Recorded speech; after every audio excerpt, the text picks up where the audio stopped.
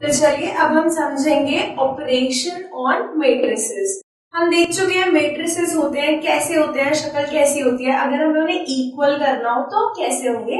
उसके बाद देखो हम किसी भी चीज में आगे जा रहे हैं तो उनके साथ हम क्या छेड़छाड़ कर सकते हैं, मतलब क्या ऑपरेशन उसके लगा सकते हैं, प्लस माइनस इनटू डिवाइड, वो हम करने की कोशिश करते हैं।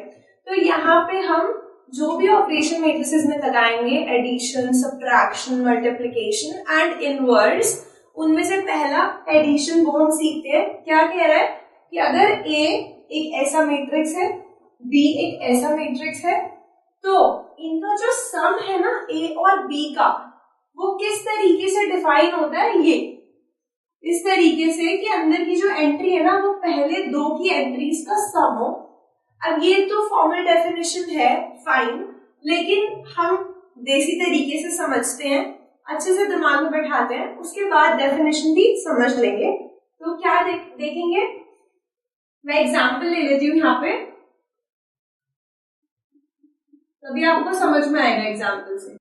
देखिए ए मैंने एक मैट्रिक्स बना ली अपनी मर्जी की 1 2 3 4, और बी मैंने दूसरी मैट्रिक्स बना ली, ये भी अपनी मर्जी से, क्या 0 1 2 1, ठीक है बस। अब क्या करना है, इन दोनों का सम करना है, मतलब इन दोनों को जोड़ना है। तो क्या करेंगे, a plus B is equal to, sum करने के लिए आप पहली एंट्री को पहली एंट्री में जोड़ेंगे, 1 प्लस 0 कितना हुआ, 1 ही आएगा। 2 प्लस 1 3 आएगा, 3 प्लस 2, और लास्ट पे 4 प्लस 1। अब ये क्या बन गया, दोनों मैट्रिसेस को जोड़ने के बाद हमने क्या करा, ये मैट्रिक्स बना दिया, ठीक है। अब मुझे एक बात बताओ, यहां से अगर मैं यहाँ 2 क्रॉस 2 लिखकर यहाँ 3 क्रॉस 3 लिख देती तो बात बन जाती। यहाँ 4 होती एंट्रीज, यहाँ 9 होती, कर पाते, सम नहीं कर पाते ना, क्योंकि इधर की 4 जोड़ भी देते, चलो इधर 4 में किसी तरह, पर जो बाकी की एंट्रीज बचती उनका क्या करते। तो इसलिए जब भी आप दो मैट्रिसेस को ऐड करोगे तो क्या होना चाहिए, उनका ऑर्डर, साइज सेम होना चाहिए। देखो यहाँ क्या लिखा है, here size of A and B must be. ये जो मस्ट वर्ड है ये बहुत इंपॉर्टेंट है कि होना ही चाहिए डेफिनेटली, वरना बात नहीं बनेगी। तो हमने ये सब निकाल दिया, ठीक है। तो इक्वल होना ही चाहिए ऑर्डर। अब देखेंगे यहाँ पे डेफिनेशन जो हमने लिखी थी वो एक बार फिर से पढ़ लेते हैं। ए ये है, बी ये है, मतलब इसके अंदर की एंट्रीज को हम स्मॉल ए से डिनोट करें और इसके एंट्रीज को हम स्मॉल बी से डिनोट करें। तो इनका सम हो गया स्मॉल सी, और स्मॉल सी कैसे फाइंड होगा, ए प्लस बी, यानी कि इधर वाली एंट्री को इधर वाली एंट्री में जोड़ना है, वही तो हमने यहाँ पे किया, जोड़ा है। और ये क्या लिखा हुआ है, फॉर एवरी, पहले भी बताया था ना मैंने कि इसका मतलब होता है फॉर एवरी, ठीक है।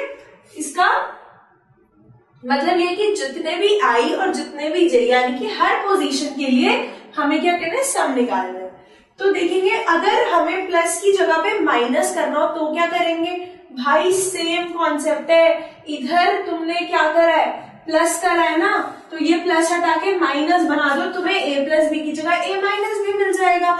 अभी हम माइनस भी करके देख लेते हैं, ए माइनस बी क्या करेंगे, पहले मैंने क्या किया 1 प्लस 0, अब मैं करूंगी 1 माइनस 0, ठीक है। फिर यहाँ पे 2 प्लस 1 किया, यहाँ पे 2 माइनस 1 कर दो, है ना।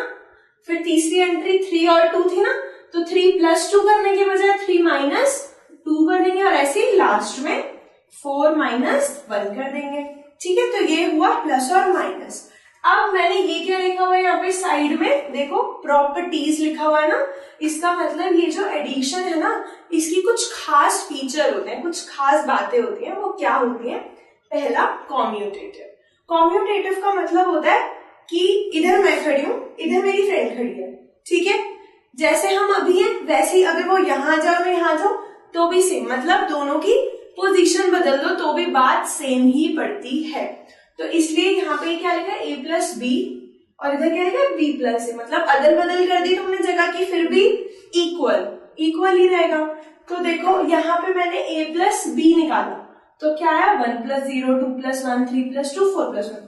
अगर मैं b प्लस ए निकालूं तो क्या होगा, तो तुम बोलोगे कि 0 प्लस 1, 1 प्लस 2, 2 प्लस 3 और 1 प्लस 4। अरे भाई अगर तुम 1 प्लस 0 की जगह 0 प्लस 1 लिख दोगे तो भी तो सेम ही रहेगा ना।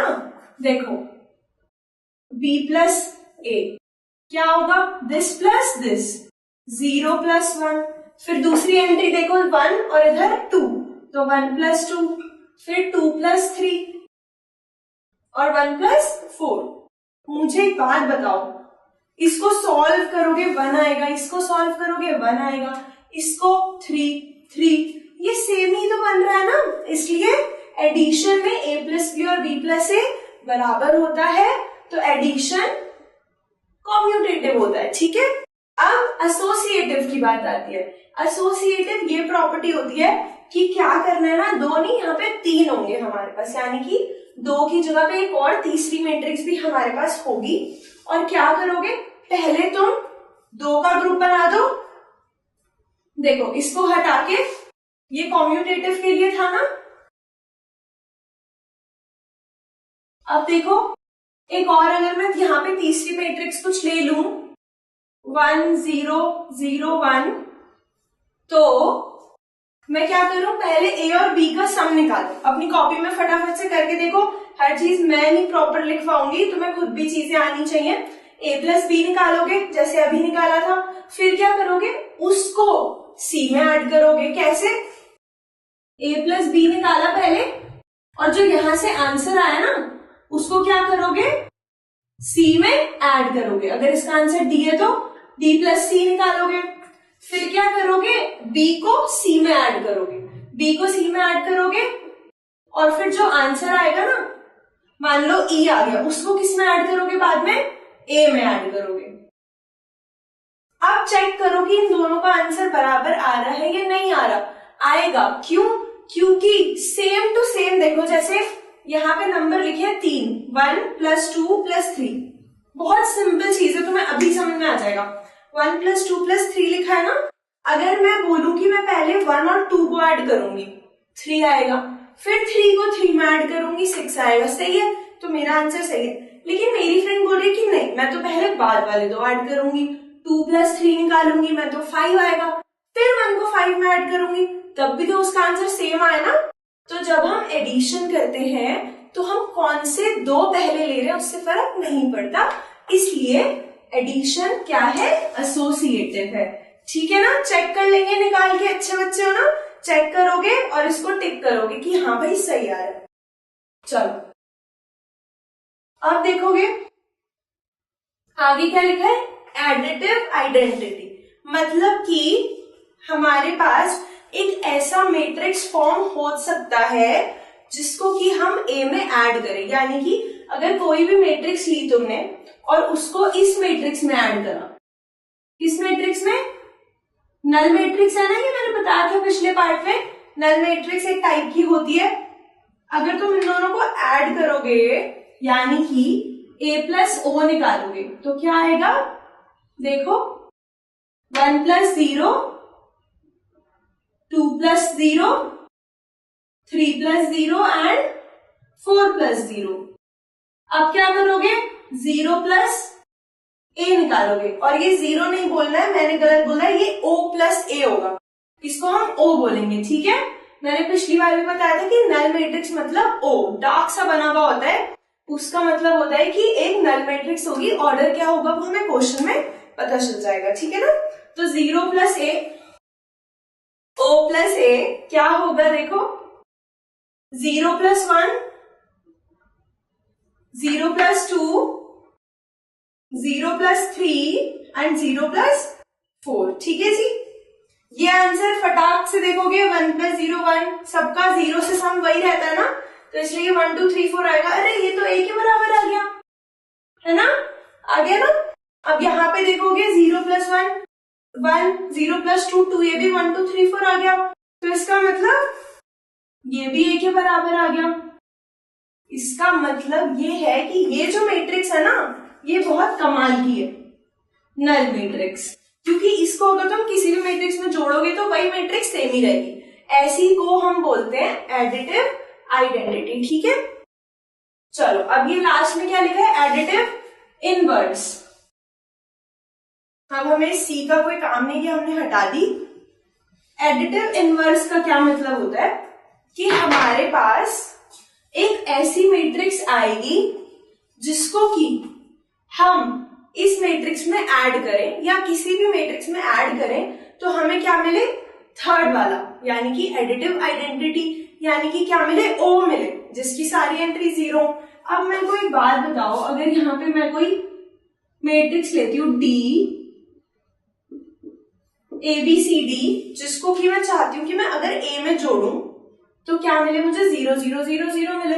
इसका मतलब इसको इसमें जोड़ने पे 0 कब मिलेगा, जब ये क्या हो, 1 में क्या जोड़ोगे तो 0 मिलेगा, -1, है ना। बी में क्या जोड़ोगे,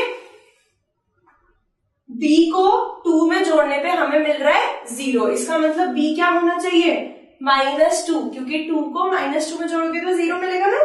ऐसे ही सी क्या होना चाहिए, -3 और डी होना चाहिए -4। तो हमें ये पता चला कि अगर हम -1, -2, -3 और -4 को इसमें जोड़े तो हमें मिलेगा 0 0 0 0। और 0 0 0 0 ही क्यों चाहिए, क्योंकि हम बात कर रहे हैं आइडेंटिटी की। आइडेंटिटी 0 होती है ना, यानी कि ओ। तो किसी भी मैट्रिक्स को आप ऐसे बना सकते हो, उसके बाहर माइनस लगा के, उसकी हर एंट्री में माइनस लगा के, कि आपको क्या मिल जाए, 0। कोई दूसरा एग्जाम्पल देख लो, ये है 0 1 2 1। अब अगर मैं इसका एडिटिव इनवर्स, यानी कि ऐसा कोई मैट्रिक्स बनाना चाहती हूं जिसमें कि ऐसी एंट्रीज हो जिसको हम बी से जोड़े तो हमें 0 0 0 0 मिले, तो तुम बोलोगे 0 को 0 में ही ऐड कर दो, 1 को -1 से ऐड कर दो, 2 को -2 से और 1 को -1 से। इसका मतलब ये तो दिखने में इसका नेगेटिव ही लग रहा है ना, जैसे 2 का नेगेटिव -2 होता है, वैसे मैं बोल सकती हूँ ना कि इसका नेगेटिव है ये तो, है ना, क्योंकि इसकी हर एंट्री इसकी नेगेटिव है। इसलिए एडिटिव इनवर्स ए का -a होता है। समझ आ गई बात। अब मुझे क्विकली एक क्वेश्चन पूछूंगी, उसका जवाब देना दिमाग चला के। मैंने बोला कि एडिशन क्या होती है, कॉम्यूटेटिव। अगर मैं आपसे पूछूं कि सब्ट्रैक्शन, जो कि मैंने कहा था कि सिमिलरली ही चलती है इसकी तरह, बस बीच में माइनस लगा दोगे, क्या वो कॉम्यूटेटिव होगी? सोचेंगे, वीडियो पॉज करेंगे, 1 मिनट दिमाग लगाओ, फिर वापस आओ, मैं बताऊंगी।